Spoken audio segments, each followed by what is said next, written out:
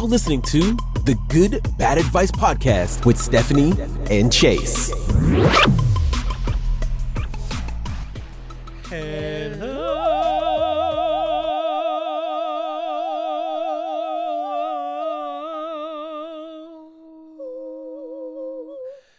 So you guys, I went to a ward choir today, so we and are I'm an opera feeling singer. it. Welcome to the Good Bad Advice Podcast. We're your hosts. I'm Chase. And I'm Stephanie. And we give unsolicited advice to people in the news each week, and we play catch up and we hang out with our good baddies. The baddest of the goodie right here, Queen Stephanie. How are you, my queen? Chase.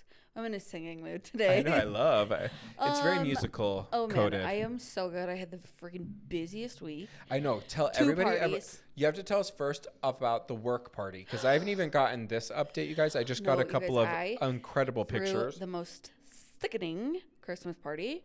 Yeah. It was like opera ski, like Pura Lodge themed.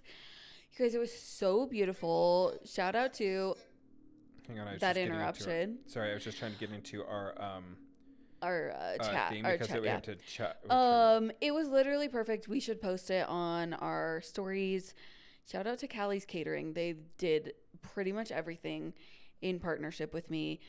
Took my vision to like full life, and it was truly magical. I did not have to lift a finger on a lot of things besides, day of event, just like running around. But there was a cookie exchange table. There was a photo op where they printed your photo, hot chocolate bar, amazing dinner. Like, you know how sometimes like mass produced food is just, it never quite hits the way you want it to. Oh my gosh. The way that this was the best turkey I've ever had in my entire life. There was a steak roulade, turkey, mashed potatoes. When I tell you, if you need to throw a party for over 150 people, Callie's Catering is what you need. Like, the food, this is not sponsored, by the way. Like, I paid them for the party. They did a great job.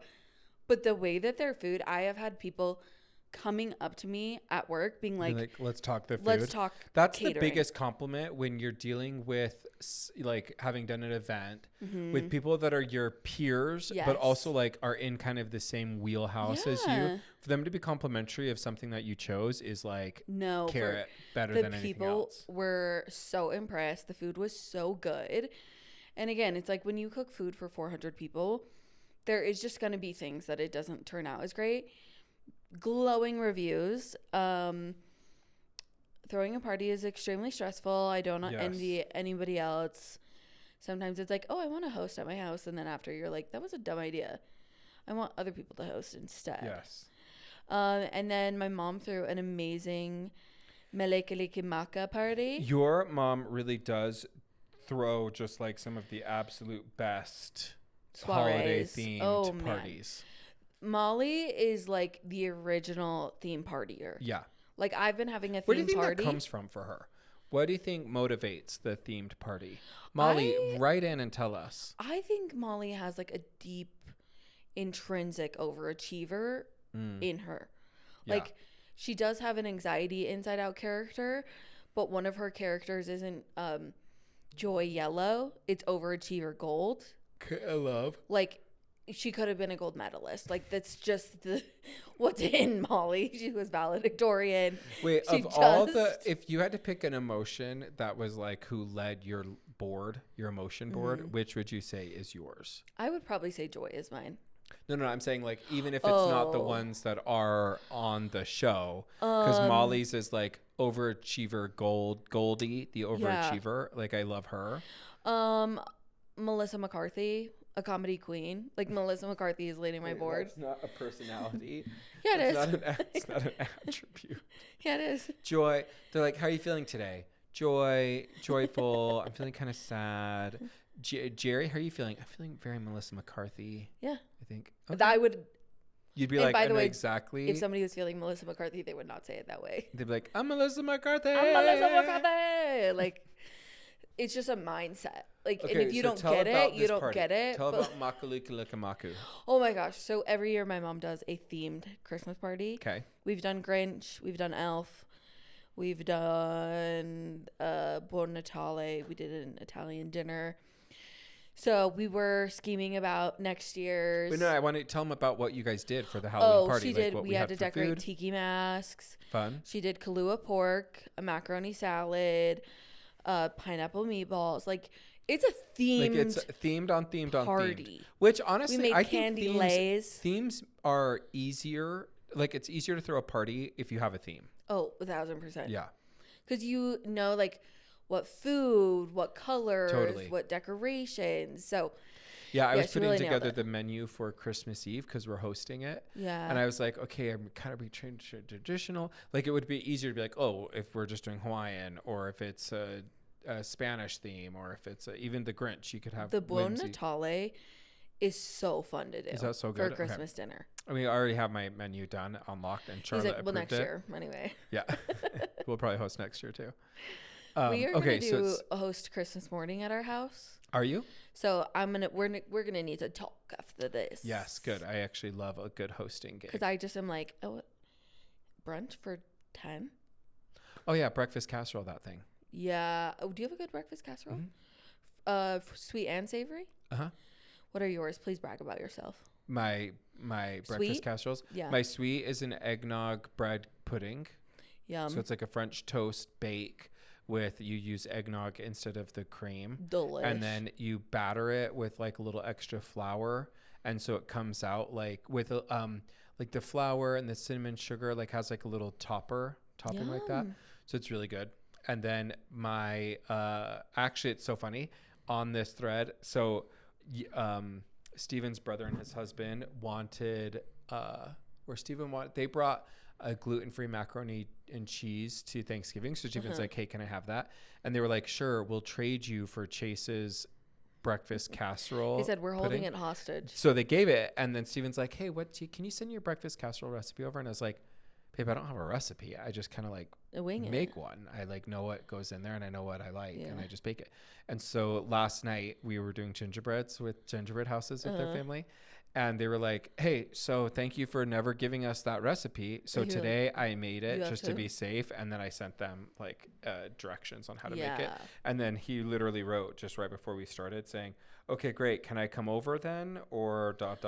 And then I didn't see, nobody had responded on the thread. And so then he's like, JK, I have a lot of work today. It's like, yeah, sorry. So I had breakfast casserole for breakfast this morning. Oh, fun. So just do 2. I love to ask people for recipes. I did this to my mom once. I was like, how do you make your pot roast? And she like started sending me instructions.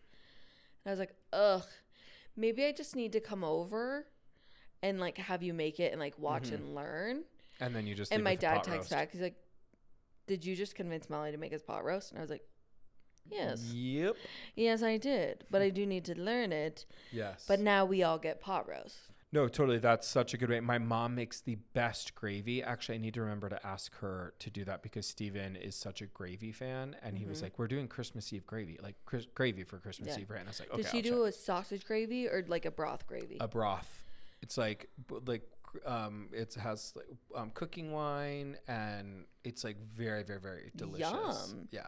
My mom just takes a little swig and then adds some in the pot, takes a swig.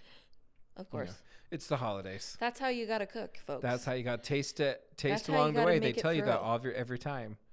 No, the idea that I'm like, oh, I have to make Christmas brunch. I'm like, no, thank you. No, it's fine. My sister does Christmas brunch and Chelsea, and she's done it for years, and she it slaps. Do like a really gorgeous, like a gourmet hot chocolate, like on the stove with like real whipped cream, and you do like where you kind of just like pool it in.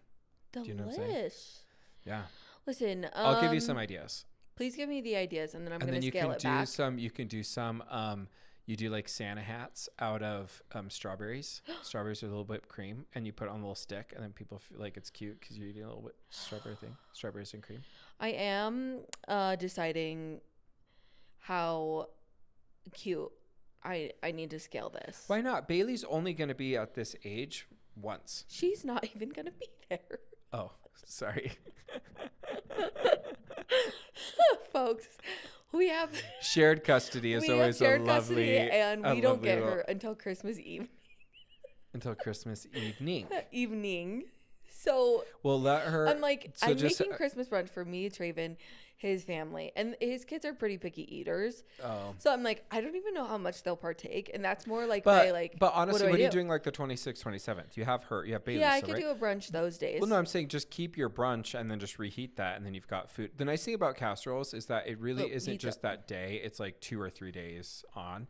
Because we do Steven's Family Cabin the days after Christmas, and we're doing a breakfast casserole. And I was like, that'll be easy. We'll do it the first day, and then people can just snack on that if they want more. I love a savory breakfast casserole that's like biscuits and sausage and eggs. Like, I love it. And I do on a breakfast casserole, like a good one. I'll do bacon, ham, ham and eggs are my favorite. sausage, like multiple meat heavy, like, so it feels really good. And then although I think I may do the cinnamon rolls there, or I may just do like a baked French toast casserole as well, something sweet. All right, well, I will rise to your occasion. Rise above it. Rise. I had a busy week as well. Court was good, but the big kind of I did get to go down to see Gentry's show in Cedar City, which was fun. I didn't even tell you. I saw Beauty and the Beast. Wait, how was it? Robbins. What'd you think? She is so talented. Oh yeah, insanely talented. Like, don't at me, Brad, but like, I would pick her on The Voice. Like, to be fair, I don't remember the last time I have just like heard just Brad singing. So very unfair assessment, but. Totally. Man, Shay Robbins can sing. She can sing, and she's great at acting. Her facials, like, beautiful, stunning. Like, I was like, could they have found a better Belle? Well, she's also been doing TikToks backstage. You know what? Have you seen those? I did see Brad in Les Mis. He is exceptionally talented. Oh no, like that's the thing. That is an exceptionally talented household. That we have to do a social cut of just us talking about the Robbins household with them for Christmas. As a guest. Would be a lot. And them just like dueling voices. No, I don't think they're like that. They're but not. In my head, like you're at night and you just wake up to both of them harmonizing. I can show you the world. And they're like, uh-oh, it's happening. Shining, shimmering, splendid. Tell me, Bradley. So funny. No, I was actually at their house this week. I brought because Brad was out of town, and so I brought Shay at dinner, and we just went and hung out. You have to tell her. I was so impressed. I will, but she is not. It actually is funny because she has the cutest little girls. Oh, very cute. So Sadie is like 2, maybe, and she is like Nightmare Before Christmas coded. She's not like Cindy Lou Who coded at all. She'd be a Grincher for sure. And so for holidays, Halloween, not Christmas. Yes. And so I'm playing, they have like the Little People princess castle with all the different princesses. So I said, tell me about these princesses. Like, tell me what's Cinderella's favorite food. So she's like, oranges. Because there was like a little tablescape and there was oranges. What's Sleeping Beauty's favorite food? Pears. And what's Snow White's favorite food? Macaroni and cheese from the box. Got it. Slay. She's like, well, I do need to mention. Yeah. Honorable mention to Kraft mac and cheese. Totally. So that was really fun to hang out with them. But I'll have to pass on that. No, it was so good. We go the 31st. We're really excited. No, it's good. Good. And then, so I was down in Cedar City with Gentry to be able to hang out with them. No, it's great. And then the one thing that's so interesting to me about tour life is that everyone really thinks it's like super glamorous. Okay. Oh, actually, I'm going to tell a story that does not make me look good. Please. Okay. I'm so sorry in advance Please, to the people who don't laugh. have legs. So I did you hear who I apologize to? It's the people who don't have legs. Yeah, you're going to see That's why me. this is important. So you don't have legs? Haven't you heard the no legs in our family? No. Jeez, this is like deep lore of my family. Wait, what's no legs? Okay, so this is going to require a decent amount of explanation. Okay. Okay. But truncate it because we have an hour show. But it is like us talking, and like I can talk for days. Part of the show, no, for sure. Okay, go on. So wait, hang on. Should you tell this before or after I tell my flub about the no legs? Like, is this gonna make it worse? Is this going to make me look worse? No, or because ours is a joke, and I fear that if I tell the joke after you tell a story about it'll somebody like pile on with to actually something. no legs, Okay. it will like actually pile on. Yes. Okay. So tell yours first. There is a law in our house that you are no legs or legs. And most of that is like, do you follow laws of convenience when it comes to a task, or do you jump up and do a task? And that's like having legs. Like having legs yeah, is you're going to go and do it. I'm going to get up and go fill my water. If you don't have legs, you're like, I'm going to wait. Could you help me with my water? No. It's not even that. Oh. It's like, if you get up and you walk, I know you're walking into the kitchen. I'll be like, oh my gosh, could you fill my water? No legs. And that is no legs. Got it. Sometimes, like if there's 2 no legs in a room, there will become a legs. Yes, someone will be converting 2 legs. Yeah, and so like if me and my dad are in a room. And 2 legs in a room, annoying. Yeah. 2 legs in a room are just like, oh, I wish legs would do something. Right, totally. And 2 no legs in a room are like, I could sit here all day. I'm so happy to be here with you until we need water. 100%. And then we got to duke it out. Who's going to get us water? But there is like. You're a no legs? Yes, I'm definitely a no legs. I see that. I'm a nester. And then I'm like. You actually are very much no legs, because when you come to my house, even for like pizza night or things, you do sort of park at the counter. Yeah. And then I do most of the work. And then you ask for a drink. Absolutely. And it is, now that you say that, it's just you being no legs. No, I'm just going to call it out. I'll just be like, hey, no legs. I want to be no legs. You have to be legs. Yes. Okay. No, and that's the thing too. You just have to be like, I need you to be legs. Right. And I will totally get up. But it's like, it's so in my nature, and it came from my grandma Joyce. She would like come to a house, sit in her seat, and would not move. And you would like, it's not even like dote on her. That's very much my grandpa. That's also a lot of white men. Yep. And particularly in a boardroom. Yes. Okay. It's just there is a little bit of a coincidence there. Yeah. Okay. But it's like, if Traven is getting up, I'm like, can you fill my water? And wait, Traven, does Traven listen every week? Steven listens every week, so he's caught up. So Steven and Traven, but Traven, if you don't want her to have no legs, you just have to make her have legs. He does. So when she says, can I just have a water? You're not being a DICK to be like, no, sweetie, you can get your own water. Yeah. The only times he really is like, sick, doesn't, if you're like if it's 28 days in, like there's certain days where like, yes, you get to for sure be no legs. And this is honestly, it's not even like, if you're a no legs, you're lazy. If you're a legs, then you're like doing high functioning. And like, it's just more in circumstances where you're like, well, that person is getting up. Totally. Or like, if I'm sitting at the counter and Traven's still standing, I will ask Traven to grab silverware if I don't have it. Okay. Versus just getting up to get it. Okay.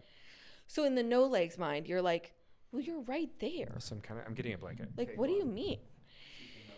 And it has caused quite some controversy in our family at times. And there has been times where Traven goes, I want to be no legs. No, 100%. And you're like, sometimes you want to be legs. Like, that's the other thing too. Yeah. Christina, hey babes, always tells me, hey, because I was like, hey, I'm a little bit more of the doer in the relationship with Steven. Like, I'm definitely more of like the planner. I'd be more of like if we need Christmas ornaments, like I know like, hey, I'm going to go here. These are on sale. I'm going to hit the Black Friday thing. And then I'll just send Steven a Venmo request. And she was like, and I'd be like, oh, man, I just wish you would do some more sometimes. And she was like, no, you don't. Yeah. If you did, you wouldn't have picked him. You picked someone that allows you to do what you really thrive on. Christina, slay. Yeah. Slay the boots house down, mama. Because yeah, so she's like, no, you love to be in that role, and the relationship affords you the opportunity to be in that role. So if you're mad at the roles, then you need to change the roles, but don't circumstantially get mad at a mess you created. And so I think there's some people that are born to be like legs. Well, don't complain about it. That is honestly the controversy with legs, no legs in our family, is often the legs are like, ugh, no legs. And I'm like, you can choose not to have legs. Right. Because if you choose not to have legs, one of us has to be legs. Totally. And I will get up. It's not that I'm lazy. Yeah, it's just that I'm like, I will not choose to. Yeah. It's just that's where maybe your disposition lies. But again, it's like. But that's not a problem. It's a role. Yeah.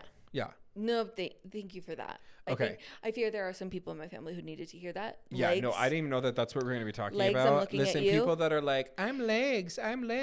You're lame. Also, your legs. But I could see at times how you could be no legs with Steven just at home. Yeah, 100%. Like, I'm definitely But more your of like a legs for more generally. other things. And then I think that there's moments where I'm like, actually, I just want to be no legs. Uh-huh. And then, but being aware of that, I mean, I've never used that like lexicon before, but now I'll have those sort of titles. But you'll notice it with people. Totally. It's very much in our family, but there is often. But there is kind of like a derogatory. transference of like legs is working hard, no legs is and lazy. That's not what it is. And that's it's. I know very high functioning people who are no legs. Right. Okay, so that actually that has nothing to do with what I'm gonna tell you about. So I do feel better because I was really worried that I wasn't gonna be able to finish my story. Steven had I was stressed out because Steven had an injury, and so we had put him off to kind of the side. And at the venue, it was an arena, so it wasn't like, hey, we had a fully closed backstage, and the backstage was how people in wheelchairs and whatever elderly would use the elevator. Yeah.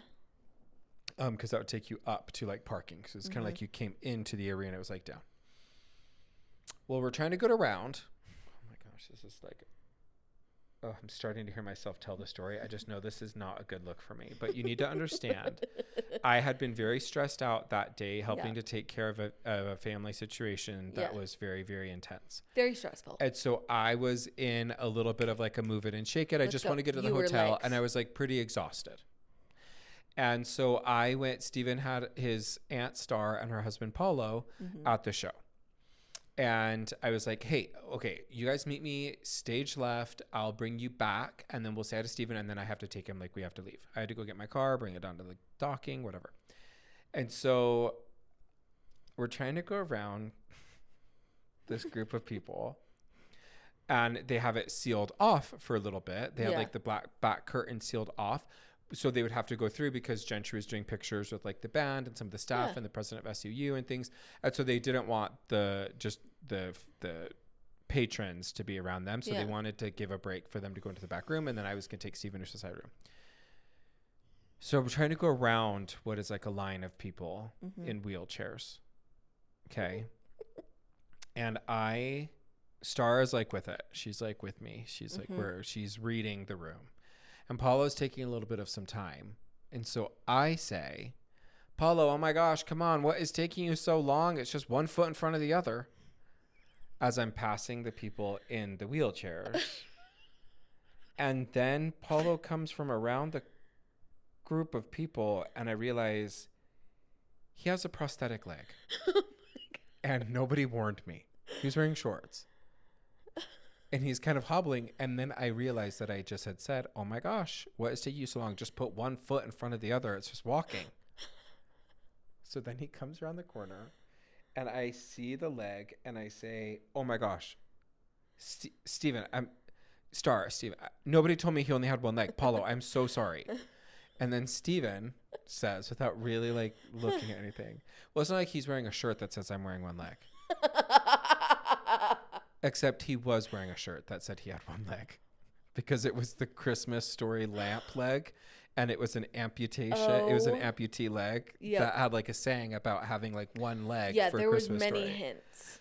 And when I tell you, like there's very few times that I make myself uncomfortable. Yeah. Like other people make me uncomfortable all the time because I'm just kind of, I have a very, very, very low ick threshold where I'm like, ugh, gross. Like even people even like kids being cute, like people hugging and kissing on TV. I'm like, oh God, that's disgusting. Like generally, but for myself, I'm just kind of like, oh no, it's cool. Whatever. No. MoveOn.com. This, it like threw me for the rest of the night. So then we went to Steven's family house. I truly could have gone into gingerbread house yesterday, and I said, hi, because Liv just married in the family. I was like, Liv, just so you know, Paulo only has one leg. Nobody warned me when they first got in the family. And they're like, you didn't know Paulo only had one leg? And I was like, Steven, you have to tell me, like, does anyone else not have an appendage here? Or does everyone, am I going to meet people in the family? Is that your leg? Is that your leg? The only thing fake about me, whoosh, like that is, it's just so crazy to me. One foot in front of the other. We should call this Legs No Legs. The episode should be called Legs No Legs. Yeah. It may cause a fight, but it is also just, it is partially you for Legs No Legs and also me. For that comment. How was I supposed to know you'd only have one leg like Steven? It's like he's wearing a shirt. Paul's like, actually, I'm wearing one if you see it. It's like, oh my gosh. Oh my gosh. Actually, I did wear this just to tell you. Yes. That is so freaking funny. Have you seen like the trauma videos on TikTok where they're the Muppets character and you have to like slide through them? Oh, yes. Where it's You like could things. do that I could have with that. totally had one of those. You sent You me could some do on that TikTok. with I that got story. connected. Yeah. Fully. And then like each slide, it's just like even worse. Yeah, I said it's it just passing the people in wheelchairs. Just put one leg in front of the other. Stupid. And then he's like hobbling, like, what's going on? Anyway. All right. I have a couple 3 GBs and then we'll do yours. Okay. Yeah. 1, Butcher and Blackbird. Okay. This is I have heard good things for about children. this book. This was, I finished It Ends With Us. I'm going to take a break before I get back into the last book in ACOTAR. Because I have one more book, I think. That one's like the very, very, very long one. Yeah. The silver one. Oh, that's a good one. Yep. So I have that one, but I'm like, before I get into that, I want to do something else. And I just had finished a Michael Crichton, so I was like, okay, well, I'll do something totally different. That one is like a whole friggin' series, isn't it? It must like be, but I just did just the first one. I just did the first book because I went onto Audible's like best list, and this was one that looked interesting. When I tell you, it's graphic. I mean, graphic. Not even the kind like, oh, mom's listening to this, dad's listening to this, doing carpool or like baking. Yeah, no. This is like a headphones on situation. Delete your search history. Okay. But what I will say, really amazing writing. Yeah. Like the storytelling is phenomenal. The character development, phenomenal. It's jarring because you're just not used to people talking this. Like I just was not used to that book. Yeah, it's an Audible. So I always love listening to like something like that on Audible. And you're like, yes. Oh, it's like I listened to it in the sauna and I turned down the volume really low because I'm like, if anyone else is hearing anything that I'm listening, switches off of your headphones. Fully, it's like, and then he was like, okay, and it's gonna be juicy when there's trigger warnings at the beginning of the book that are like 11 paragraphs long. Like if you have this sensitivity, if you're nervous about this, if this makes you uncomfortable. But it's pretty good. Dream Productions, it's on Disney Plus. It's the spin-off series from Inside Out. Are they shorts? No, it's like a series. Okay. So you remember how they're trying to wake Riley up, or they're trying to influence her in the dreams, and so they have the different dreams. It's an offshoot story about them making dreams. Fun. Done in like a documentary style. Maya Rudolph is one of the characters. I love Maya Rudolph. All of the Inside Out characters. I don't know if it's all the same voices, but they're all there. It's really, really, really cute. It's on Disney. Amaze. I am watching Southern Charm, the new season. Oh, okay. First episode. Very, very, very good. Yeah. First 2 episodes are out. Oh, amazing. Yeah. So, and I love these people, honestly. Southern Charm is interesting Madison every time. LaCroix knows how to make TV. So funny. And she's epic. I also am watching The Agency. It's on Paramount Plus. If you have Paramount Plus, I think it's actually on Showtime. Is that the one? Michael Fassbender is the lead, I thought you were and talking it's about like CIA. Mauricio's one. No, that one is on. That one I think is also called The Agency. Yeah. But that one's on Netflix. Got it. Anyways, it's good. It's drama. There's 4 episodes out, so I'm not really sure. It feels kind of like Homeland. Yeah. Kind of vibes. And then lastly, Steven and I just started the new Queer Eye, the new season. Okay. How do you feel about it? Okay, here's the pros and cons for Queer Eye. 1, the people that they're finding really are phenomenal people. Feel good TV. So like feel good TV. I actually am totally championing the people. Like it's not like the producer's cousin where you're like, wait, what's your story? Like these are real people. Like one of them, lady had asked her husband, she'd never had a party for herself. And so when she was turning 50, she asked her husband like, hey, will you throw me a party? And he ended up disappearing and moved to the Philippines it was like, no, I don't want to do that. He's I'd like, rather not throw you a party. Instead, I'll disappear and move to the Philippines. And have another wife there that he'd been having for 8 years that she did not know about. And so they like redo her. They did like a show at Vegas, because they're in Vegas, a Vegas showgirl, and Dita Von Teese is in it. And anyways, so that like, it is very, very feel good. Yeah. Okay. I'm going to rank them from the people I want to punch in the face to people that I would rather just like not at a party. Okay. Okay. So the people So you don't love any of them? None. I don't actually love any of them. Do I love all of them? Okay. But do I like any of them? Not really. Oh, like it's just not for me. So Tan is the least bad to me. Yes, agreed. He's the least annoying. I actually think he does really good work. He's actually in fashion. Like, it's on brand. Then Jonathan is the next, because I really do love Jonathan. I agree. I do love that he's playing with like the feminine masculine. Like, I don't care that he was trancing around in a Marilyn Monroe dress in heels and his hairy chest. Like, I like all of it. It's interesting. But I also find him to be very, very sentimental and sweet. I didn't love his whole Dak Shepard armchair expert saga last year or earlier this year. But other than that, I think I think he's fine. Oh, Bobby, I remember that. Bobby was my favorite, but he's gone now. They replaced him with Jeremiah. And so I would probably put Jeremiah in the middle, because I don't really care one way or the other. I mean, obviously, when you're married to Nate Berkus, everyone would rather have Nate Berkus than you. Like, true. You have, like, let's just be honest. Yeah. With that said, the design that he did, incredible, okay, sensational. I know it's a whole team. Does he do like good design, or does he do design that's relevant to the person? Relevant to the person. Okay. So like figuring out how to solve needs, I think he did a good job, but also like he created some really beautiful space and was doing very interesting. Like, Bobby would have been my favorite. He was my favorite before. Then I really don't love the next two people. Anthony and Ramo. I'm trying to think of who I'd punch harder in the face. I think I'd punch Anthony fourth. Like, he'd be my number 4th. I think this is my tracking too. Because he was like, so Stephanie really loves vegetables, and I'd like to introduce her to one of the craziest vegetables, carrots. Carrots are so amazing. You're just kind of like, I find both of them to be performative. Yeah, Anthony is very, very performative. Yes. I get that he like has some culinary background. He loves looking at himself. Like, I find him multiple times very like self-absorbed, checking his angle and like lighting in on the show. Like, it's actually kind of distracting. Yeah. But at least he does have a background in that. Karamo.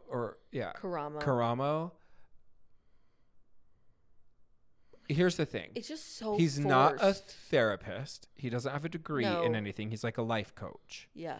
And I know that that's like a skill set some people have. I'll totally back off of, like, if you're a legit person. His just feels so performative, feels so forced. It feels so like, the thing about Stephanie, she's always, since she was a little girl. Like, Steven pointed out last time we were watching the episode, he was like, how do you know that about her? You just met her yesterday. It seems like you're making a lot of assumptions.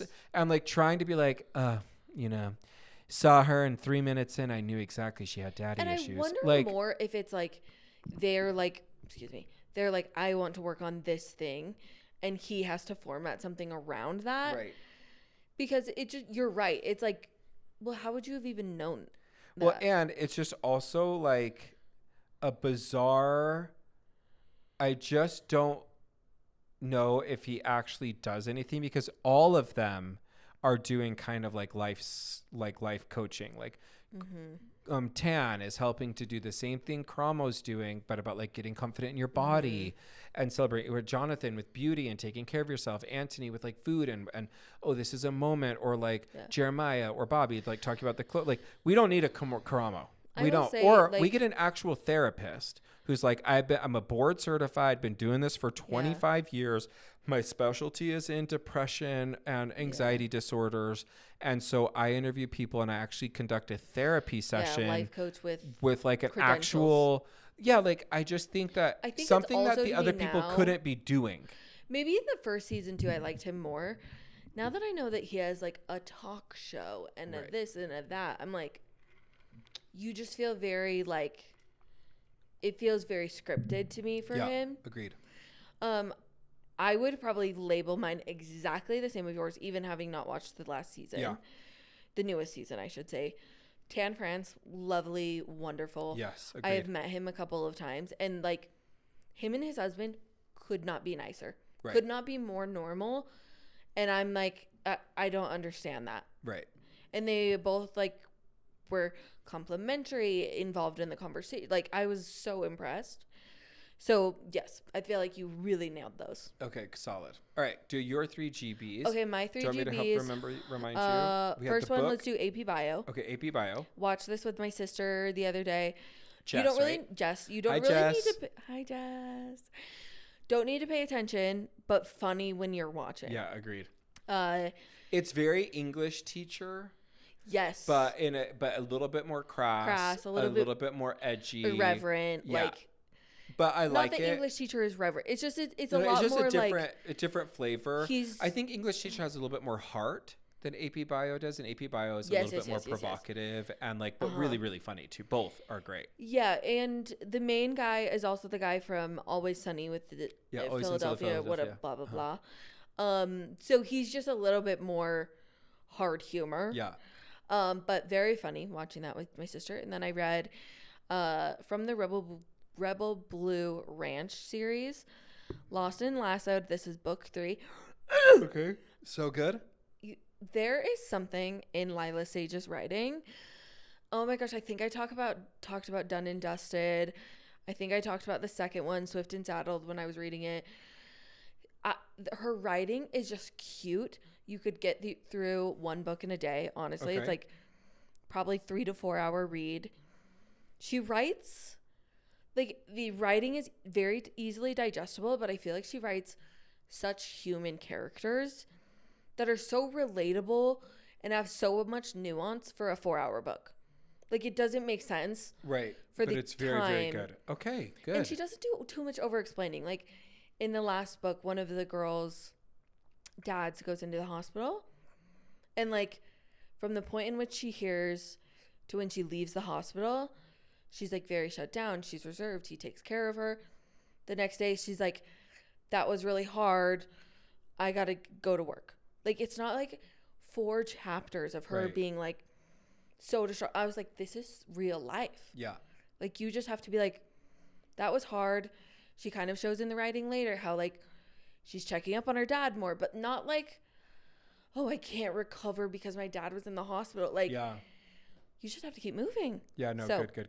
That's very, like, British TV show of, like, not drawn out, not, like, a little bit more fast-paced, more realistic. And there's, like, mentions of it, right, where it, like, shows the character development, but, like, nothing is just harped on, and all of the characters feel very relatable. They feel very, like, there's nuance, but it's not, like, everything about them. Her very first book, the main character has ADHD. And I was like, wow, I've never, like, really seen myself so much in a character as this person, because she would talk about the way that her behaviors were different because of the ADHD, but wasn't constantly being like, well, I have ADHD and that makes this hard. Like, she just was talking about, you know, the way she would process things or the way she would focus on something and get distracted. And I was like, okay, this is extremely relatable. I just love her characters. I love everything about her books. So that is the Rebel Blue Ranch series. Also, the covers are absolutely gorgeous. She does them in, like, a very old... Which you know because you've been in the book space for a significant period of time. I actually was begging them to do a cover like this before these covers even came out. Gorge. I wanted, like, the style. It's like an old... What's it called? It's like almost like an old comic book. What's the series called? Done and Dusted. Look up the covers. It is like an old cartoonish, but very much like, kind of like pinup, retro type drawings. Oh, yeah. Okay. But I was begging them to do a cover like this because it looked so good. And then this cover came out and I fell in love with the cover. It's very like Gone with the Wind. Yes. Yeah, you're right. Comic booky. Okay, and the last one I read was the Book of Longings. Yes. And that is actually, I think, can't remember if Jessica or Brittany recommended it to me, but it's a story about the wife of Jesus.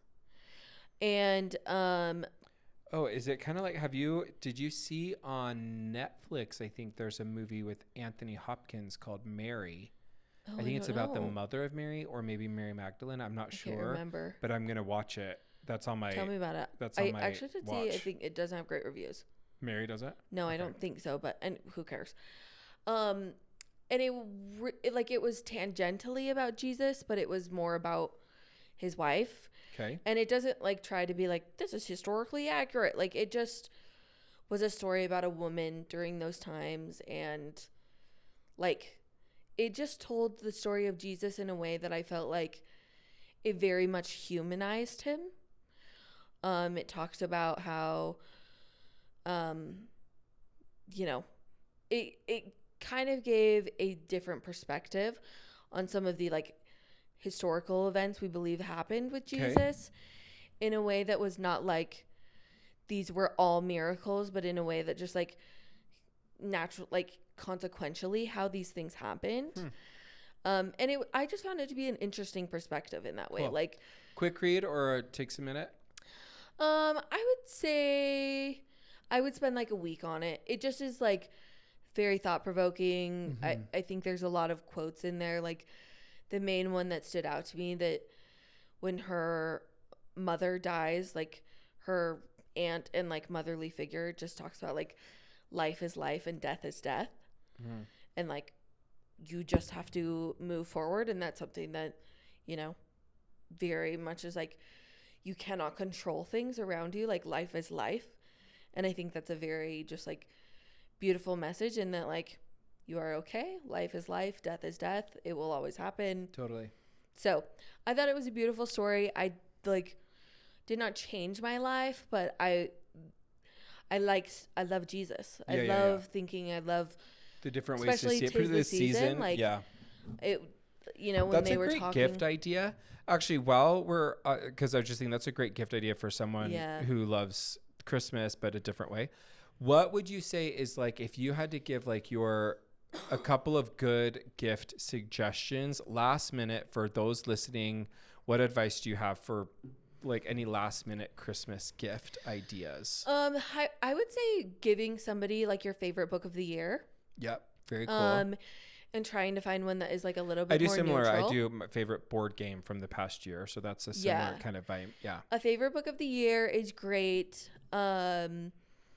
If there was like something you used a lot this year, then I like to give things like that where I'm like, this was my favorite thing I bought in 2024 and I use it all the time. Here's that. That's a great question. I was thinking also a blanket. Always. Yes, we love blankets. A nice blanket will always make me happy. Yeah. I was thinking, also, did you see Stanley came out with the new Stanleys?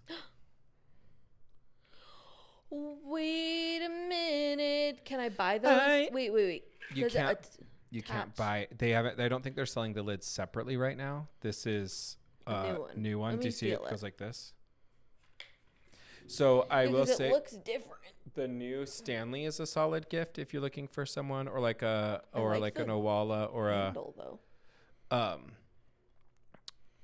It just feels like I'm like, I already have 9 of these. Give me a lid. I know. I don't know if the lids are being sold separately. I didn't see them on the website.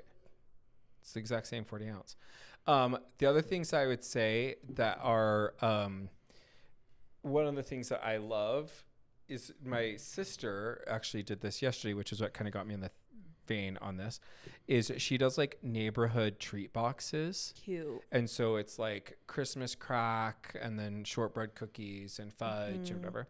So I love that. I actually love getting those gifts as well, Chels. Yeah. Love getting it. But also Megan, Sweet Tooth Fairy down in Orem, the Orem shop, they have a ton. And so if you're going to like holiday anything, like a holiday party or a function, you need to like throw something together. I think treats are I I think we undersell holiday treats. Yeah.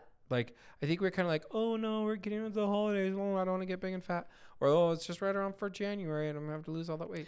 I just think that the treats help make the moments, the holiday moments, feel really special. I did think of another one. If you are looking for a treat that's inexpensive, go to Walmart, get like one of their artisan bread loaves or artisan rolls. Like, don't just buy their normal bread roll bag, but they have Texas Roadhouse has now mass marketed their honey butter. Wait, how do you buy it?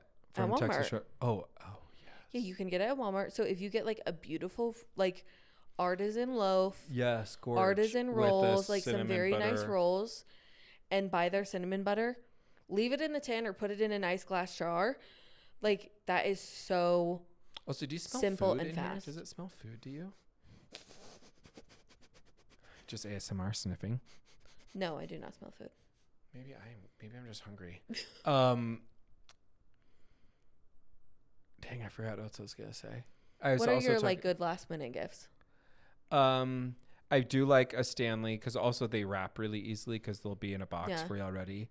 I do love a blanket. I would say a Nido often cube. what I'll do is a good cheap one. What? A Nido cube, like the stress cube. Yes, I got those for the grandkids. Or the nieces and nephews. I would say if you don't have any money, make somebody a Spotify playlist. Yes, or that make you just write them like a thing that you appreciate about them. Yep. Like, I think letters are, I think writing a Christmas letter is big. I mean, it's not really last minute, but this is, if you're listening this week, you could do calendars, like a calendar with photos from throughout the year. I like things like that are like layered and thoughtful. But if we're like your butt is on the line, you have no time left to order something. I'm a Target gift card. I'm gonna give you, men, whatever your spouse does regularly, prepay it for 6 months or a full year. Yeah. Like that to me, even if they're already doing it, if they're already paying for it, just not having to do the mental labor of like, how much does this cost? What do I owe? Adding tip, like prepay that. And what a freaking gift to your massage therapist, to your nail person, to your eyebrow person, like to have that chunk of cash around Christmas time. Yes. That's a gift that keeps on giving. Yes. Because they're going to do a good job. Yeah, actually, that's a really smart idea. Like a facial or one of my go-to gifts is I love to find concerts to be able to take. Like, I've taken my parents to concerts, my kids. We've done cooking classes as last-minute gifts. There are, I think, experiences are really, really worth it to me. Yeah, I kind of get to that phase, particularly with my parents. When Chase and I went to a cooking class, we did run the cooking class. Like, we fully could have just taught the cooking class. Yeah.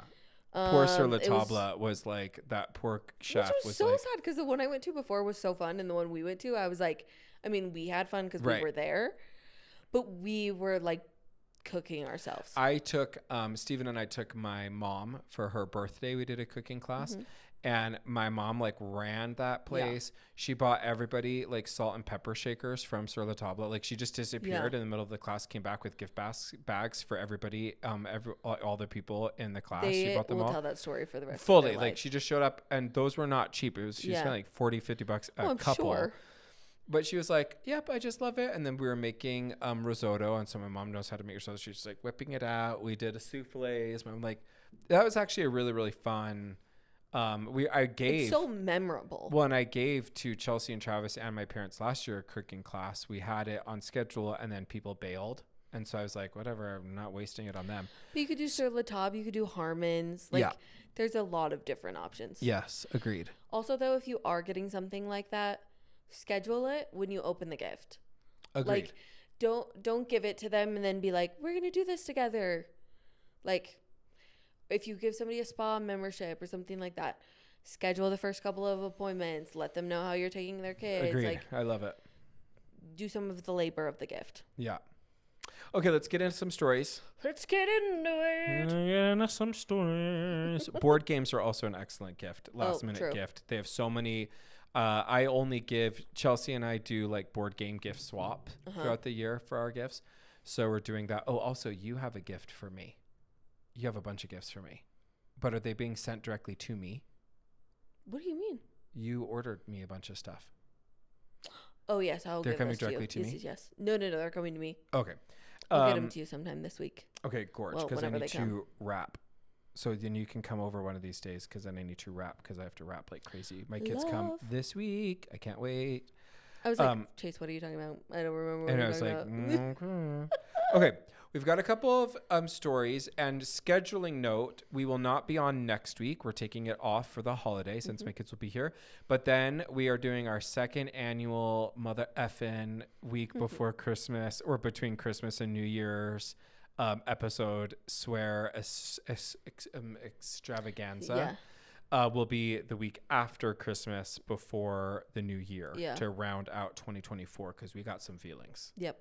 2024 has been great and that will be the top pop culture moments from 2024 will be in review. That will be our stories next week. So just as you guys are listening, if you guys are saving up episodes, maybe put a break in this one and then spread this out because you guys are you're not gonna have the holiday cheer next week. Maybe we should do the top 2024 stories as the New Year first episode of the year. Yeah, like a goodbye. Well, what will our stories be next year? Oh, no. What we did last year, I think, was the things that we really didn't like about the year. Our worst effing things of 2024. Yep. And then we'll but we're excited for 2025 as like a the first week of the year. Ooh, also, you know what's I am pumped about? Speaking of the Christmas Eve dinner planning party, whatever. Cranberry crack. Have you heard cranberries? Like cranberry salsa. It's like cranberries, jalapeno, cilantro, sugar, and then you put it on top of whipped cream cheese.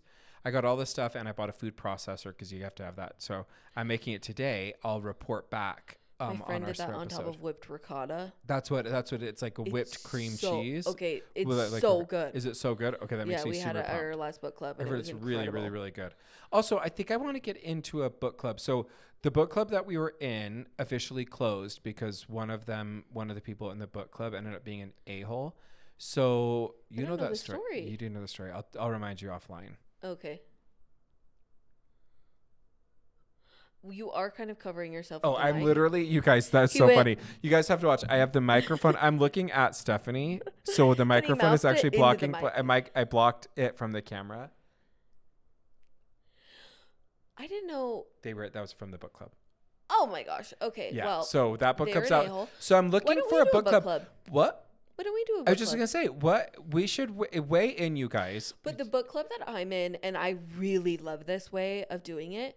We don't read a book together. We do a theme, and then you bring a book to like share for the theme. So there isn't a book that we read together. We just go like the theme is X. Like, give me, what was the last theme? Last month's theme. Okay, so the last theme, one of the girls was moving, so we did the last rodeo. So we did like a cowboy romance theme. One year we did. Oh wait, that's kind of sick, you guys. No, it's really fun because then you also don't have the pressure of like, oh, I haven't read the book yet, and I have to buy a book, or I have to do whatever else, and I don't really want to read it. Exactly. Yeah. Versus like, if you did, like we did 1 month, we did, you had to pick a book and a Taylor Swift lyric to go with it, and you had to tell the Taylor Swift lyric, and we had to, you had to tell. I'm like, what is this? You had to tell a summary of the book, and then we had to guess a Taylor Swift song that went along with it. What other ones have we done? Okay, well, we need to brainstorm offline. It was so how fun. To do a book club with the pod, because we would probably want to actually have some people coming in person, but then maybe not everybody. Okay, we're gonna think about this. That's gonna be fun. Okay. We do have to give some advice to people in the news because I actually am disappointed that you included this story. Which story? I don't remember which one I included. The Barbie sequel is in the early stages as Greta Gerwig and Noah Baumbach settle on a story idea. Why? Tell me your thumbs down. Why? I don't need this. Oh, no. I don't think it's actually happening. This is why I'm mad at you for putting this story in. It's rumored? I thought it was like in early talks. So it says early talks. However, this is what Hollywood Reporter says. The rep for the studio and the rep for the filmmakers pushed back. Quote, there's no legitimacy to this reporting, says Gerwig and Bachman's representatives. Okay, and Warner great, Brothers because representative I don't adds, need that. the Hollywood Reporter's reporting on this is simply inaccurate. Great. Because I didn't need it. Agreed. Here's the thing. I'd Not love the every Barbie movie movie. needs a gosh darn sequel. No, literally. Where's my camera? Yeah, that one right Dear there. Hollywood, on behalf of everybody, stop making sequels to stories that are not designed for a sequel. Exceptions to this, or shows that are designed. Lord of the Rings, trilogy in the title, multiple movies, series, Harry Potter.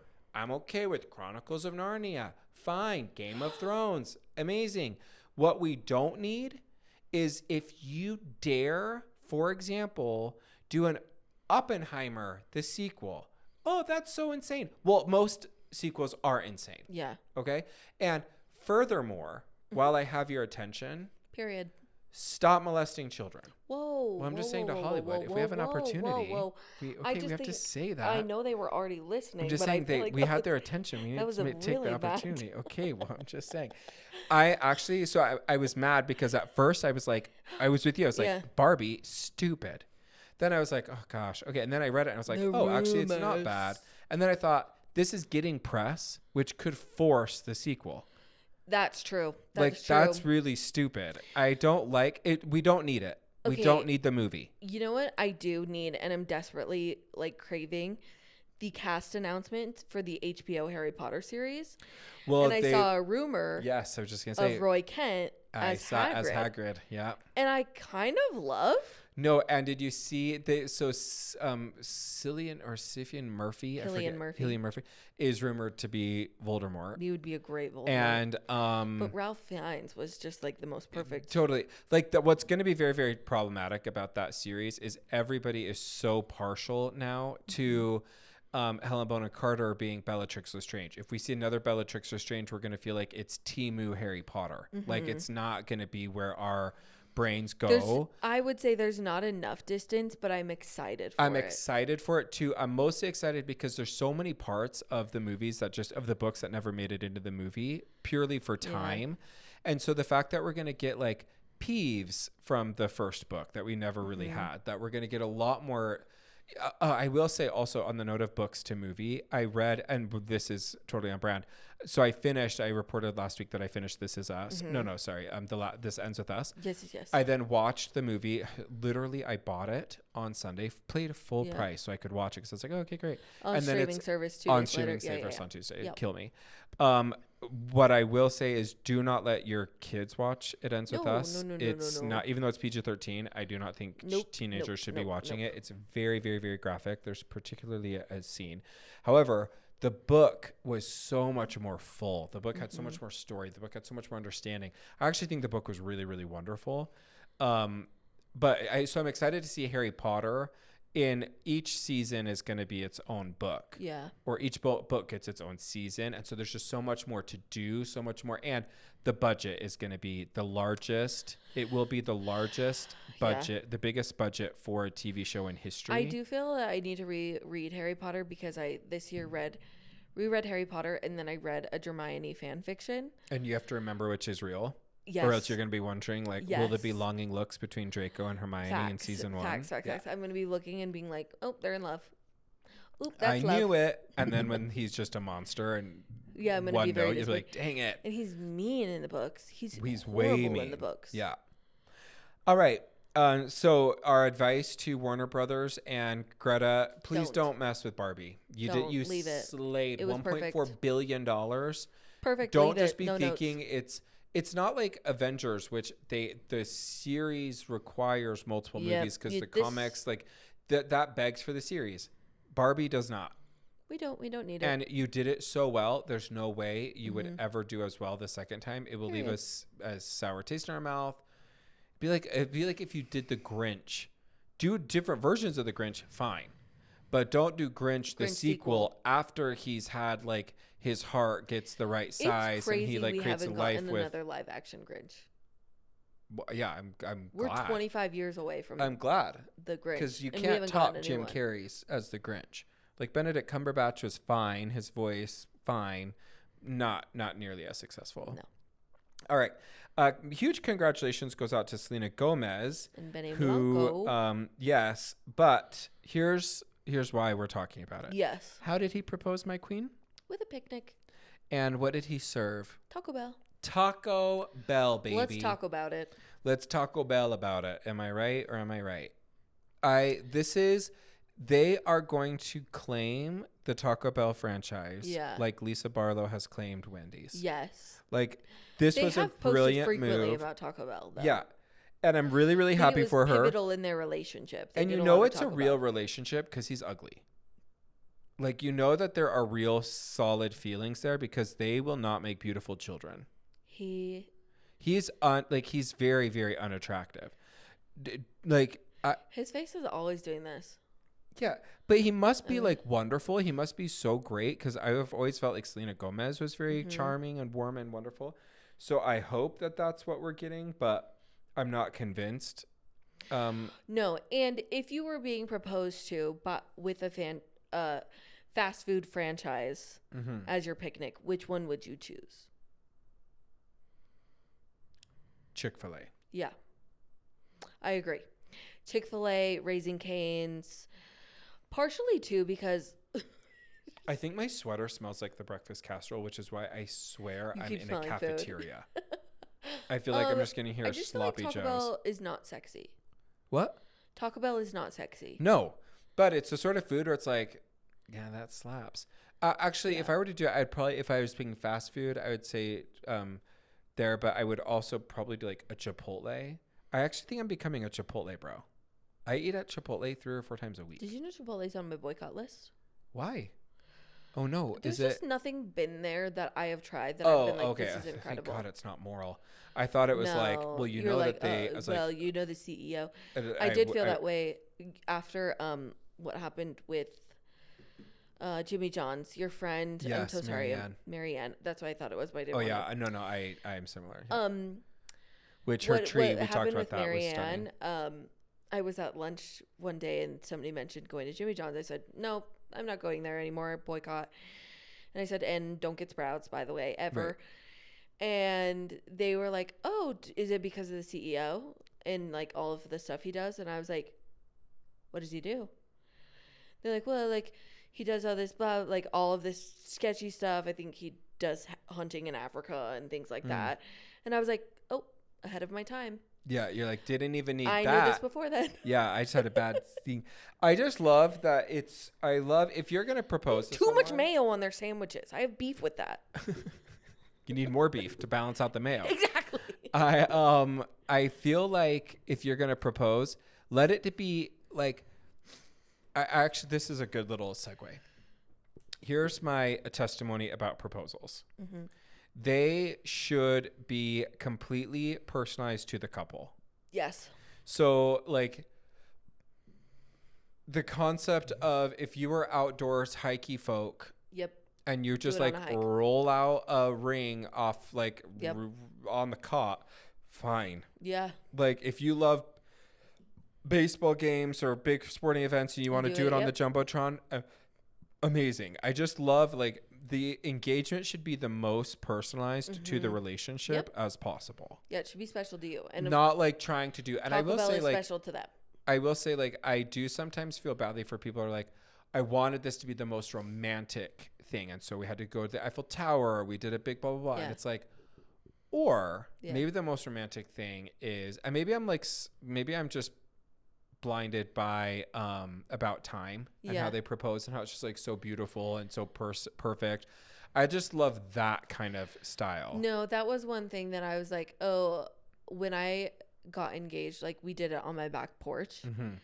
And honestly, I remember like feeling, I don't know if it was in the moment, but at some point I felt this like, oh, it wasn't this like huge gesture. And then I was just like, wait, what? Like, where did that come from? Because it was perfect. It was perfect to us. But that's something that's like ingrained in you where you're like, oh, it has to be this big thing, this huge spectacle, this flash mob. And like, instead it was perfect and it was quiet and it was personal. And like, it's such a silly notion that it has to be this grandiose thing for it to mean something. No, what it means is that you want to spend forever with this person. That like that decision, that conversation or whatever, that proposal, that engagement, that's what's significant, not and it was with perfect roses and this is blah, blah, blah. Like I think that's a little, I just have it, my perception on that has really evolved. Oh, okay. We do have, speaking of kind of relationship news, gosh, I hate pop-ups and the phone, they like hide the little X. Everything, yep. So you're like clicking on it and then all of a sudden you're downloading Temu for the 5th time. Okay. Brian Austin Green needs to just be quiet. Oh, see, I actually liked his perspective on this. Okay, so this is good conversation. I don't have like super strong feelings, so I could be persuaded. But Brian Austin Green says Machine Gun Kelly. So the players for Steven, this is I'm just helping him know Brian Austin Green and Machine Gun Kelly. No, Brian Austin Green and Megan Fox were married. Yes. Brian Austin Green and Megan Fox had a very public divorce that was very acrimonious. Yeah. Contentious, heated. Megan Fox then went with Machine Gun Kelly, and they had they kind of are the equivalent to like Kourtney Kardashian and Travis Barker. Like that sort of like emo, a little, not little, we're majorly so cringe, so in love with each other. It's a lot. Our Mercuries are aligned. Yes, we've done our chakras together. You're my soul. I checked her star charts. So Brian Austin Green, though, and they have had a very like nasty divorce and post-divorce life. It's been very, very caustic, which is the main reason why I'm saying, Brian, like it would just be better for you to move on. Like I know that this is how you stay relevant because I don't think he's doing film. I don't think he's working. Didn't he do Dancing with the Stars and he's with his partner? Yeah, like a couple of seasons ago. Yeah. But like I just don't think he's super relevant anymore. And because Machine Gun Kelly and Megan Fox are this very public couple, they've broken up recently. Yes. So Brian was in Calabasas and TMZ catches up with him and he says, hey, what are your thoughts on the now former couple's most recent breakup? And Brian claims to have not heard the news, but after some thought, he questioned Machine Gun Kelly's age, implying maybe he's still very immature. But then Brian quipped to our camera, grow up, she's pregnant. Yeah. Because she is having a baby in March of 2025. Which, like, I guess now that I think about it, I didn't realize that Machine Gun Kelly and Megan Fox had broken up. I had forgotten about that. So it's not just inserting yourself into someone else's relationship. It's kind of defending. Yeah. Paparazzi got in his face and he defended his ex, which that's why I liked it. Actually, I do like that. I will say. It was so contentious during the time of their divorce. And for him to like stand up for her, and he did not need to do that, was she's excited. She's pregnant. You're an idiot. She found text on your phone. Grow up. Yeah. And I'm like, you know what? If my ex defended me like that, I'd never say another bad thing about him again in the press. Like, I would just be like, you know what? That's my baby daddy. Like, I'll never say another, because like, that's such a nice thing to say. Like, dude, what are you doing? Right. But again, that also is like very condescending of him as like an older person. That's like, what I was saying. Like the grow up MGK, part. I'm just grow up. And maybe it's because it's just right. She was pregnant. Yeah, like I guess the advice I have is generally when you leave a relationship, when you're done with a relationship, you should be done with that relationship. Yeah. Except I always think you should defend the other parent of your kids. Like you don't have to love them, you don't have whatever, but that you should be very careful. You should be careful the language about you're using about that. Agreed. Especially as a public figure. Agreed. Okay, we're gonna end with this little headline. I just need to pull up the story. I am interested about your take on this because I have mixed feelings. But Madonna, we know, divides fans with an AI generated photo of her and the Pope of all people. And it sparks outrage online because, well, let me get your thoughts. What are your feelings on it first? okay. I will say it's a very convincing photo. Like, yes. I didn't really recognize that it was AI generated. I think it's hysterical, if I'm being totally honest. Like, this is kind of who Madonna has always been. Like, she's always using church imagery in her, like, music videos. She's always been kind of salacious like that. Maybe some would even say blasphemous. I really, like, once you know it's an AI photo, like, let's just teach the people about AI and how this is not real. I find it to be quite funny. Yes. Okay. How do you feel about it? Here's my thought. Yeah. Okay, one, she does identify as Catholic. Mm-hmm. Okay, so she does identify as Catholic, the article said.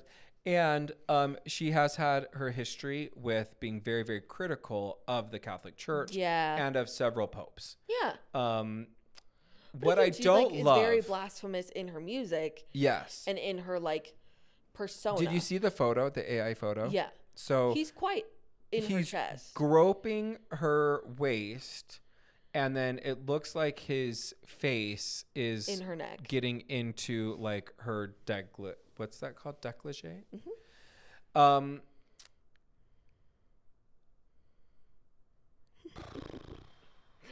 See, to me, I'm like, it's so unserious. The thirstiness of it is okay, fine. Like, she's trying to stay relevant. I don't think her tour's been going great. Yeah. Like, I get that you're trying to get back in the press. You're doing something provocative. What I just grow a little bit tired of generally is I kind of think people have got to... It's so interesting to me that people talk a lot about the separation of church and state being like a necessity. And yet there is sort of like this huge cultural criticism and like mocking a little bit of people's faith and religiosities. Yeah. And I just am done. Like, people got to cool their tits. I don't like, I tried watching Sold SLC, the new series on Bravo. Yeah. I have to stop. Why? Well, because the main theme is whether or not, the main storyline so far in the 2 episodes is whether or not the Black lesbian ex-Mormon is not Mormon or is anti or doesn't believe in God or something, and that the Mormon guys are either closeted gay, like very much like they're leading that, that's a very popular stereotype, very culty, like very like not thinking for themselves, very also like the patriarchy like woven in, so they're just like so critical of the church. The Housewives of Salt Lake City does that as well. I think that this is now like it goes even further. Have you seen Sold in Salt Lake City? Sold? I haven't watched any of it yet. It's not worth it. Honestly, though, I don't really love real estate shows. So I don't like the real estate. Well, this is not a real estate show either. I mean, it is, but the homes are like, this is a $700,000 home out in Saratoga Springs. Ooh, you got it on the market. Like, it's not. I want, like, I get like they have some that are $3 million, whatever. But here's my problem coming back to Madonna and like the Pope of it all. There's so many other wackier, provocative things you could do. I would really love people to just have a little bit more respect about people's faith, particularly because those are the same people who would demonize you for bringing faith into anything other than like a faith setting. And so I really would like people to cool it, to be honest. I just want I don't talk about people's faith. I don't talk about if you're Jewish. I'm not coming at you I'm not poking fun or mocking or taunting or trying. I just want people to leave it alone. Leave it alone. And maybe I feel sensitive this way because of this show in particular, which is speaking about our faith, our shared faith. But I just don't love people that are hyper critical of religious institutions in like a mocking way. Like, you could say like, hey, I don't think the Catholic Church is doing a good job at blank. I'm not saying you can't be contrarian or have criticisms about it. But to be like, I'm going to put me basically just covering my nipples in a bustier and have the Pope like grabbing on me to be provocative. That's not advancing like a concern for like a marginalized group of people that you think that the church should be doing a better job at incorporating. It's just being provocative. Pick something else. Is how I feel. Like, to me too, though, like when you're walking around in Italy, like there's like provocative statues of the Pope or like silly like Pope on an apron. Like to me, this I categorize in that. Interesting. Like because it's just like it's so ridiculous and like obscene that it's obscene. Like the Pope on an apron. I'm like, it's obscene. Sorry. To me, it's not like I'm like, oh, like clutch it, like, oh, the Pope. Like, I really don't think the Pope thinks about this. I don't think the Pope cares. Like, right. And knowing that it's an AI generated image, when I saw it, I was like, this is a fake image. I could see how a lot of people would see it and be like, like, right. It's shock value. Like, and why would the Pope and Madonna be in a room together? Right. Ever. I just honestly, and part of, I think, with all of that, we are getting to, particularly, I think, like in an election year, there's just like a lot of criticism of belief systems in general. Yeah. And I would like to get back to like the silly nature of making fun of things like that in just like the Book of Mormon play, like an episode of South Park being about us. Like there is a lot of funny things about being it's Mormons. not like we can't laugh about ourselves, and I'm sure Catholics are like, oh my, I'm sure, I'm not trying to speak on behalf of the Catholic Church or anything, no, of course, but I'm sure that there are people that this really landed totally fine. Yeah. But I do feel kind of like what you're saying is that the tone, the climate, unfortunately, has gotten so caustic and a little vitriolic that I even hear jokes now and I'm just like, oh gosh, okay, what's this going to spur? I think also if you are going to make, like, to me, like, this is a funny take for Madonna because, like, this has always been her shtick. So to me, I'm like, oh, that's on brand for you. Yeah. But if, like, a random celebrity posted an AI photo of them with the Pope, I'd be like, huh? That's actually a good point. Like, it's so on brand it's also for Madonna very her because that was to like be provocative in that way. But also for me, like, if you're telling a religious joke, it really needs to be funny. Yeah. Oh, agreed. It has to have so much nuance in it. Like, if you tell me a polygamous joke, you're not getting a freebie laugh from me because I just think they're so overdone. But otherwise, like, a lot of people use humor to cope, including myself. Totally. So hence like this podcast. Hence, like, and like also when people leave, like they use humor to cope. Right. So that I can understand. But man, it better be a funny joke. Yes. Agreed. Like if you're just being like, haha, this is funny. I get it because we're both traumatized. I can see how that is like a little bit more upsetting. Also, I think too is like, I don't know. I think we're just in the age of where, again, with the political climate, it's just a sensitive place. And so like, I think we're at a time where we can just like ease off the brakes, like ease onto the brakes, I guess, a little bit more. Yeah, we can slow it down just a hair. And then like pick it up later when you guys have some better material. Yes, agreed. Okay, final thoughts as we're wishing people a Merry Christmas into the holiday season. If you could give a gift to all of our listeners, what would be the one thing you would wish for all of our good baddies? World peace. You want them to have world peace? Why would that help them? And $1,000. Yeah, that's where, there we are. Slay. I hope your favorite TV heroes win and the villains in your life lose. I hope that you get snow on Christmas if you want it. A light drizzle. Yeah, I want there to be snow on the ground with like no a little blizzards. light. Yeah, I don't want, and no car accidents. We wish you no car accidents. We wish you no family fights at the Christmas table or spiked eggnog, if there is. If somebody does start fighting, what I think is a good strategy is just start singing the operatic No One Mourns the Wicked. No one mourns the wicked. No. You have to start with the Glinda. Let us be glad. And just start practicing that now. So when, Uncle Jimmy, Uncle Kevin start fighting about the White House, you just stand up. Also, let us be glad. and just make it all about you. Interpretive yeah, arms. You could also pull the Britney from Housewives of Salt Lake City and just be like, guys, What about me?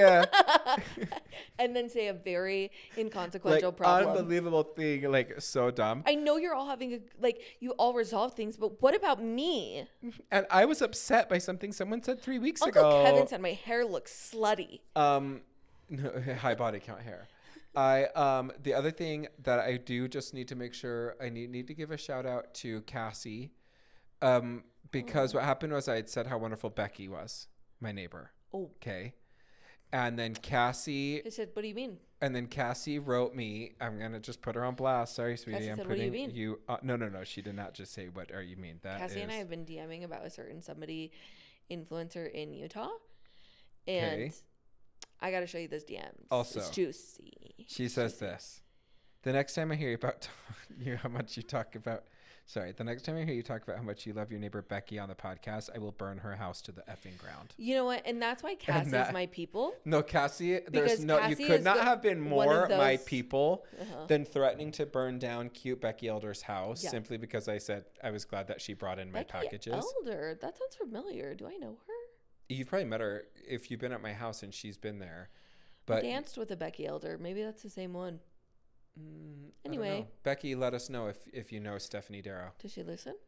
She should. Becky Elder. She probably doesn't because she's not as good as Cass. Oh, Get it, Cass? Cass? We get it. Also, the last thing before I forget. Dang it, I forgot something else. Dang, it's not coming to me.